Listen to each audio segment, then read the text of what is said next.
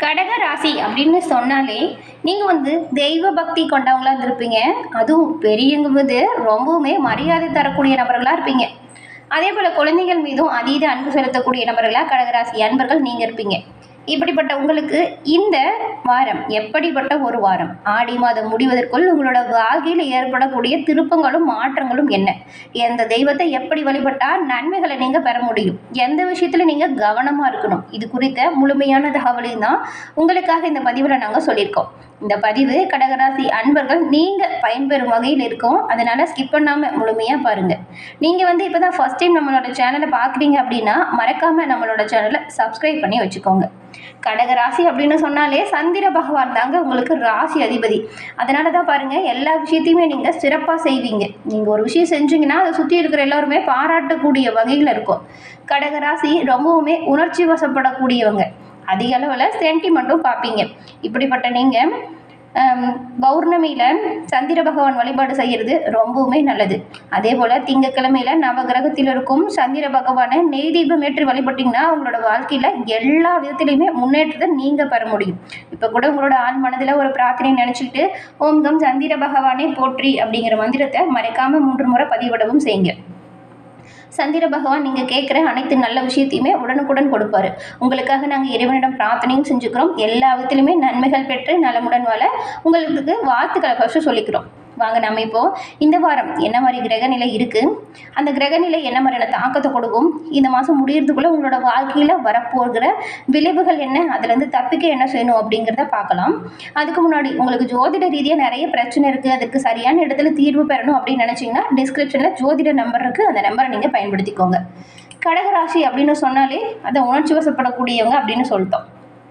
இந்த ராசியில் புனர்பூசத்தில் 4ஆம் பாதமும் பூசம் ஆயில்யம் இந்த 3 நட்சத்திரமும் இருக்குது.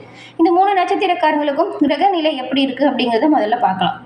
கிரகநிலை அப்படின்னு பார்த்தா உங்களோட ராசியில் சூரியனும், தனவாக்கு குடும்பஸ்தானத்தில் கேதுவும், தைரிய வீரிய ஸ்தானத்தில் சந்திரனும் செவ்வாயும், அஷ்டமஸ்தானத்தில் சனியும் ராகுவும், அயன சயன போகஸ்தானத்தில் புதனும் குருவும் சுக்கிரனும் இருக்கக்கூடிய நிலைகளில் கிரக நிலைகள் அமைஞ்சிருக்கு. இந்த கிரக நிலைகள் என்ன மாதிரியான தாக்கத்தை கொடுக்குது அப்படின்னு பார்க்கலாம். இதுக்கு முன்னாடி நிறைய கஷ்டப்பட்டிருப்பீங்க, துன்பம் வந்திருக்கும், அதெல்லாம் வெளிக்காட்டியிருக்க மாட்டீங்க. எவ்வளவு கஷ்டம் இருந்தாலுமே அதை உங்களுக்குள்ளே போட்டு புதைச்சி வச்சுருப்பீங்க. ஆனால் உங்களோட சந்தோஷம் எல்லோருக்குமே சந்தோஷம் கொடுக்கக்கூடிய வகையில் அமைஞ்சிருக்கும். எப்பொழுதுமே மற்றவங்களோட நலனுக்காக பாடுபடக்கூடியவங்க தான் கடகராசி அன்பர்கள். நீங்கள் எந்த ஒரு விஷயத்திலுமே சுயநலம் உங்ககிட்ட இருக்கவே இருக்காது. இப்படிப்பட்டவங்களுக்கு இந்த கிரக நிலைகள் என்ன மாதிரியான தாக்கத்தை கொடுக்கும் அப்படின்னு பார்க்கலாம். இந்த வாரம் உங்களுக்கு உங்களோட மனதில் பழைய கவலைகள் திரும்ப திரும்ப நினைவு வந்துக்கிட்டே இருக்கும். திட்டமிட்டு செயலாற்றுனீங்கன்னா நீங்கள் எந்த ஒரு பின்னடைவும் இல்லாமல் வெற்றி காண முடியும். கவனமாக இருங்க. இந்த கஷ்டம் வந்துச்சுன்னா நீங்கள் தெய்வ பக்தி அது மட்டும் இல்லாமல் யோகா தியானம் இதை செஞ்சிங்கன்னா மனம் நிம்மதியாக இருக்கிற மாதிரியான சூழ்நிலையை உருவாக்கிக்கலாம். அது கேட்டது போல் இந்த வாரம் உங்களுக்கு பக்தியில் நாட்டம் அதிகரிச்சிருக்கும். அக்கம் பக்கத்தில் இருக்கிறவங்ககிட்ட சின்ன சின்ன சில்லறை சண்டை வரும். அதை கொஞ்சம் தவிர்த்தாலே போதும். கொடுத்த வாக்கை காப்பாற்றுறதுக்கு நீங்கள் உறுதியாக செயல்பட போகிறீங்க. தொழில் வியாபாரம் கொஞ்சம் சிக்கல்கள் இருந்தாலுமே அதை துணிவாக எதிர்கொள்ளக்கூடிய ஆற்றல் உங்களுக்கு பெருக்கும். நீங்கள் திறமையாக செய்கிற ஒவ்வொரு செயலுக்குமே சிறப்பான முன்னேற்றம் வரும். தொழில் வியாபாரம் நல்லபடியாக இருக்கும். அதில் வர சிக்கல் எல்லாமே உடை தெரியக்கூடிய ஆற்றல் இருக்கும். இதனால் பணவரத்து திருப்தி தரும் வகையில் அமையும். உத்தியோகத்தில் இருக்கக்கூடியவங்களுக்கு வேலை போல கொஞ்சம் அதிகமாக இருக்கிறது போல தான் உணர்வீங்க. மேல் அதிகாரிகள் உங்களோட செயல்களை குறை சொல்லலாம். கவனமாக இருங்க. கூட வேலை செய்கிற சக ஊழியர்களுக்குமே உங்கள் மீது கருத்து வேறுபாடு வரலாம். குடும்பத்தில் சின்ன சின்ன சில்லறை சண்டை அவ்வப்போது உருவாகலாம். கணவன் மனைவி இருவருமே ஒருவருக்கொருவர் விட்டு கொடுத்து அனுசரித்து பேசி எடுக்கக்கூடிய ஒவ்வொரு முடிவுமே நல்லதாக இருக்கும். நீங்கள் இப்போ பிள்ளைகளின் படிப்பில் கொஞ்சம் அக்கறை காட்டுறது நல்லது. அவங்க என்ன பண்ணுறாங்க ஏது பண்ணுறாங்க அப்படின்னு ஒரு பார்வை அவங்க மேலே வைங்க. குடும்பத்தோட சுப நிகழ்ச்சியில் கலந்து கொள்ளக்கூடிய வாய்ப்பு அமையும். உங்களோட இல்லத்தில் தடைப்பட்டிருந்த சுப நிகழ்ச்சிகள் இப்பொழுது நடக்கும். பெண்களை பொறுத்த வரைக்கும் உங்களோட காரியங்களில் பின்னடைவு ஏற்படலாம். கவனமாக செயல்படணும். அரசியல்வாதிகள் செய்யக்கூடிய செயல்களை செய்ய போகிறீங்க. கலைத்துறையில் இருக்கிற நீங்கள் வேணால் கொஞ்சம் கடினமாக உழைச்சா மட்டும்தான் நீங்கள் உங்களோட துறையில் வெற்றி பெற முடியும். மாணவர்களுக்கு கல்வியில் இருந்த மெத்தன போக்கு இப்பொழுது நீங்கும். கடகராசியில் இருக்கக்கூடிய புனர்பூசம் நட்சத்திரக்காரங்களுக்கு இந்த வாரம் குடும்பத்தில் இதுவரைக்கும் இருந்த பிரச்சனை நீங்கி சகஜமான நிலை உருவாகும். கணவன் மனைவிக்கிடையே சுமூக உறவு ஏற்படும். பிள்ளைகளை பொறுத்த வரைக்கும் அவங்களுக்கு தேவையான ஆடை ஆபரணம் வாங்கி தருவீங்க. அவங்களோட படிப்பு விஷயத்துக்கு நீங்கள் ரொம்பவுமே இப்போ உதவியாக இருக்க போகிறீங்க. அதன் பிறகு பூசம் நட்சத்திரக்காரங்களுக்கு இந்த வாரம் கருத்து வேற்றுமையால் விரிந்து போனவங்க மனம் மாறி மீண்டும் திரும்பி ஒன்று சேர போறீங்க. பணவரத்து நீங்கள் எதிர்பார்த்தபடி திருப்தி தரும் வகையில் இருக்கும். சொல்லப்போனால் காரிய அனுகூலம் உங்களுக்கு ஏற்படும் வாரம். மாணவர்களுக்கு கல்வி தொடர்பான செலவுகள் கொஞ்சம் அதிகரிச்சிருக்கும். கல்வியில் முன்னேறணும் அப்படின்னு நினைக்கிறத நீங்கள் உறுதியாக குறிக்கோளாக கொண்டு பாடங்களை படித்தா நன்மைகளை பெற முடியும். அதன் பிறகு ஆயில்யம் நட்சத்திரக்காரங்களுக்கு இந்த வாரம் எல்லா வித நன்மைகளும் உண்டாகும். எதிர்ப்புகள் நீங்கும். ஆடை ஆபரண சேர்க்கை வரும். காரிய அனுகூலம் கிடைக்கும். முக்கிய நபர்களின் உதவி தக்க சமயத்தில் இருக்கும். இதனால் பல முன்னேற்றம் வரும். சொல்லப்போனால் உங்களுக்கு தன்னம்பிக்கை அதிகரித்து காணப்படும். துணிச்சலோடு செயல்பட்டீங்கன்னா எடுத்த காரியத்தை சிறப்பாக செஞ்சு முடிச்சு காட்ட போறீங்க. இந்த வாரம் ஏற்படக்கூடிய பிரச்சனை நீங்க அங்காள பரமேஸ்வரியை வேப்பிலை கொடுத்து வணங்கி வருவதன் மூலம் பிரச்சனைகள் சுமூகமாக முடியும். உங்களோட மனதில் வந்துச்சு இல்லையா குறைகள், அது அனைத்துமே நீங்கக்கூடிய அமைப்பை நீங்கள் இந்த வாரம் பெற முடியும். இந்த கடகராசி அன்பர்களுக்கு என்ன விஷயங்கள் சாதகமாக நடக்கும் அப்படின்னு பார்த்தா, சுக லாபாதிபதி சுக்கிரன் வந்துட்டு உங்களோட ராசிக்கு 12ஆம் இடத்துல குருவோடு இணைஞ்சு இருக்கிறாரு. 3ஆம் இடத்துல செவ்வாய் வீரியஸ்தானத்தில் அமர்ந்திருக்கிறது. இந்த 2 கிரக அமைப்புமே ரொம்பவுமே சிறப்பு வாய்ந்த ஒரு அமைப்பாக இருக்குது.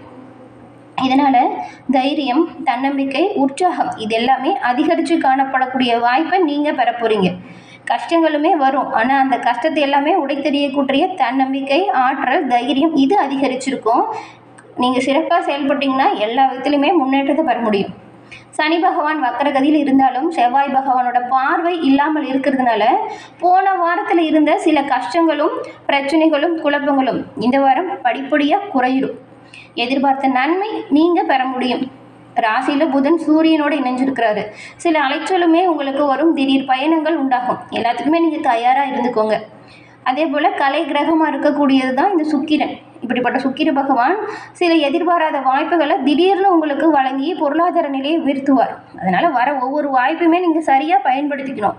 அலட்சியமாக நினச்சிங்கன்னா நிறைய பின்னடைவு வரும். அப்புறம் பணம் வருமானம் இல்லாமல் தான் இருக்கும்.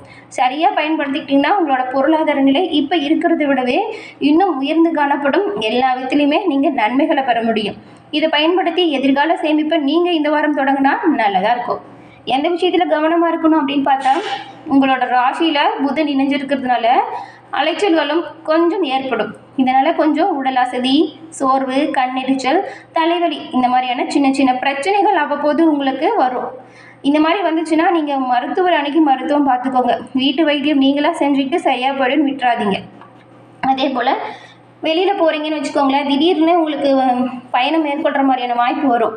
அதை அப்போ சரியாக எது கரெக்டாக இருக்குமோ அந்த மாதிரி உணவு சாப்பிட்றதையுமே கரெக்டாக வச்சுக்கோங்க. இல்லைன்னா உணவுகள் ஒவ்வாமையால் சில பாதிப்பும் ஏற்படும். அதனால் வெளியில் அதிகமாக சாப்பிட்றத தவிர்த்தால் போதும்.